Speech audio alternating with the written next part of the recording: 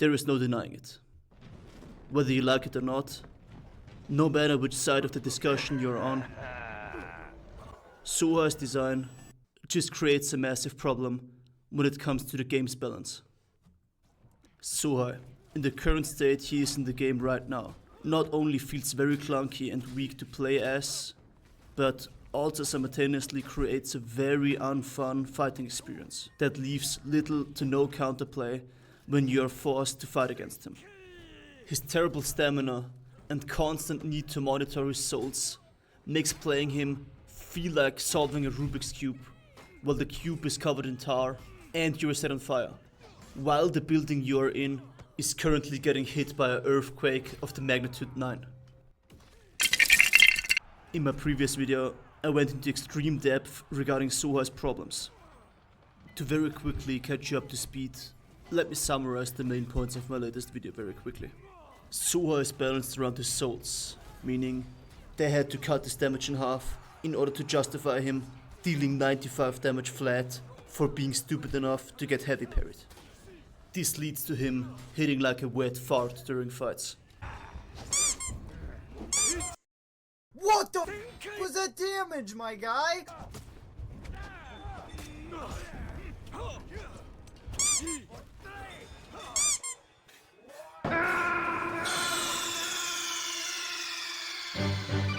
Snake, are you okay?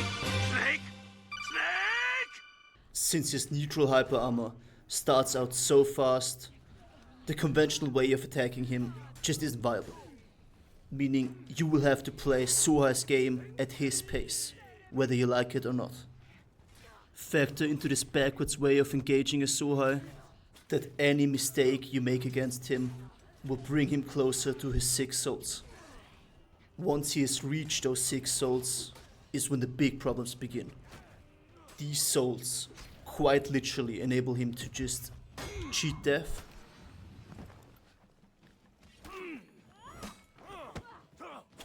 and just flat out remove you from the game. As mentioned in that video, I will be giving our favorite noodle-armed warrior monk the rework he deserves to push him to his fullest potential. Something I didn't go into a lot of detail in my last video that also makes playing as him feel so bad is that if you have less than 6 souls, you basically have no souls. There is nothing you can do without a full stack of souls, and when you're just missing one, you tend to become very predictable. That being said, this perfectly links to the topic I will be talking about in this video. The one thing that will help Sohai escape the balance hell he is in right now. I will give him an alternative way to use his scattered souls in order to make him into this soul resource hero that he is marketed as. There are a lot of different ways you can tackle this problem, but I will be focusing on just one. Let me pitch you guys my new concept. See, Sohai uses his weapons on his back to gain souls. So, why doesn't he use his weapons to consume souls? The rework I have in mind for Sohai is the following. Soul attacks. I will set some ground rules before I go into my ideas for each and every combo finisher soul attack. It should be obvious without me mentioning it, but these soul attacks will require and also consume the corresponding soul of the side you attacked from. Depending on how strong you want to make these attacks, you could also lock them behind a parry, making them only accessible as a defensive counter action. You could also make it so that the soul will only be consumed if the attack successfully connected. The Bluetooth device is connected successfully. Something that could also work is only consuming a soul after a specific action, like pressing a button after you hit an attack to increase the lethality of that attack. With that being said, let's work ourselves clockwise from his heavies to his lights, starting off with his bleed saw. I thought of 2 ways this new soul attack could be accessed. The second one being the more complicated one. I imagine Sohai being able to hold backwards while inputting an attack to turn it into a soul attack. similarly to how Nobushi can perform a bleed light during any time while moving backwards. With this idea, Sohai would immediately use up his left soul and count down out loud from his current amount of souls. As a payoff for using up a soul, upon a successful hit, Sohai will repeat his sawing animation one more time in order to reapply even more bleed damage. This could lead to scenarios where the increased amount of bleed could make chip damage fatal, forcing your opponent to parry a follow-up zone in order to not get chipped to death. The other idea I have is that after landing your bleeding attack, you get the option to press heavy again, similarly to Shaolin's key stance. This would mean that the soul is only consumed on a successful hit, meaning you won't be wasting a soul if you get parried or whiff the attack. Coming to his top heavy. For this attack, I only thought of one way to access it, by holding back before doing his top heavy finisher. First of all, you could add a stun effect, similarly to Wallet's counter follow-up, making blocking for your opponent harder. You could add a stun effect. I'm just kidding. I know how much everybody loves stun effects. First of all, the very boring route. Let it deal more damage.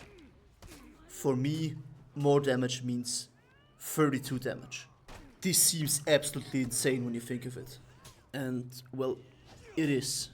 This high damage number is justified when you factor in that his first combo heavy finisher dealt 20 damage, meaning we will have to make up for his already substantially lower damage of his first attack.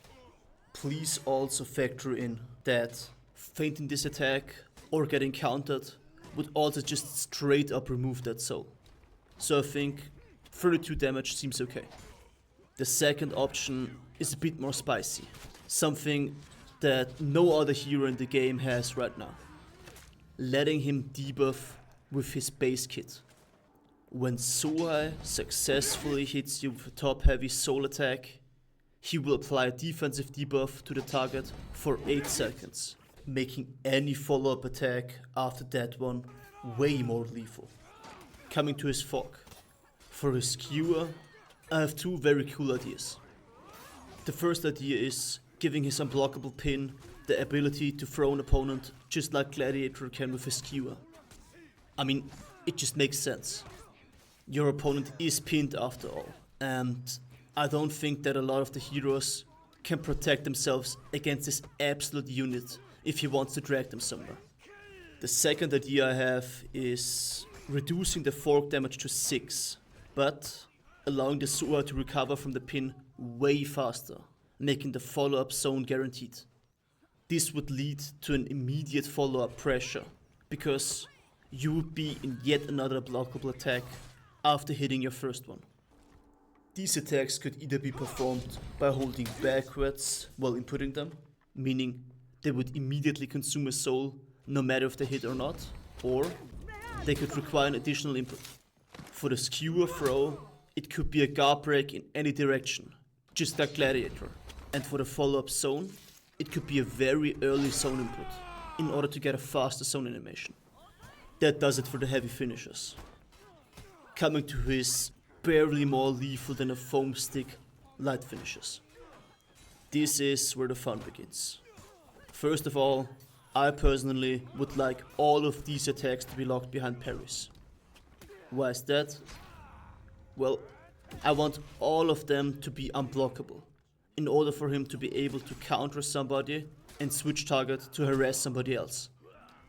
This would make his parry follow-up heavies more usable, creating a similar mix-up to Sanhu, where he could either go for a target switched light unblockable or a heavy unblockable. I will not be following any order when talking about the light finishers, because I want to give them a general new identity. You could go down the obvious route, and the boring route, of just making all of them deal 15 damage flat. This would help, it would work, but this is just boring, to be honest.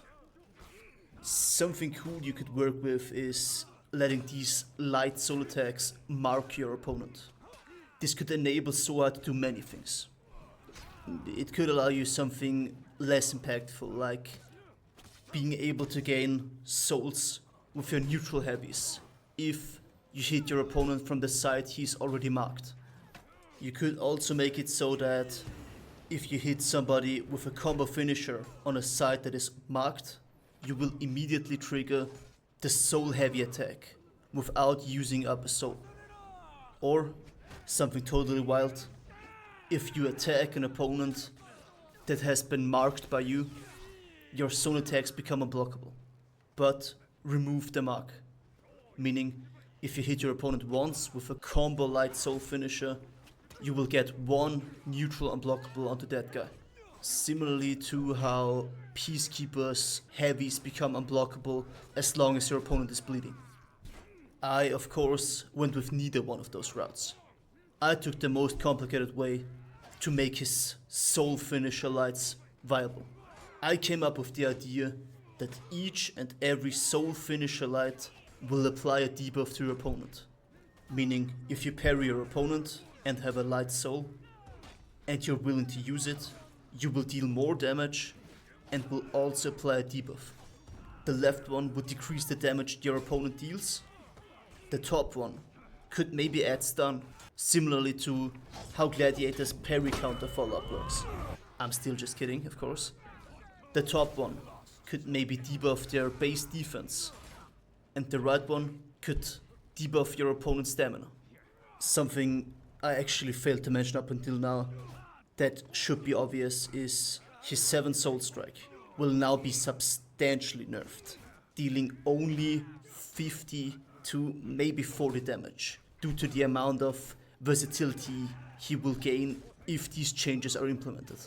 Things like Ancillary Might and Soul Soother would also have to be looked at in order to balance them around his new consumption of souls. But I think I gave some pretty good ideas and some pretty good building blocks that could actually just be implemented or could be used with some slight change in order to push Sohai to his fullest potential. Did you guys like the thoughts I shared? Would you have done something differently? What would you have suggested? Please leave a comment letting me know.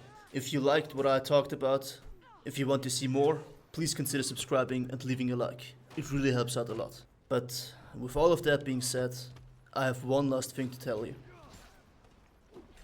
Watch yourselves out there, okay?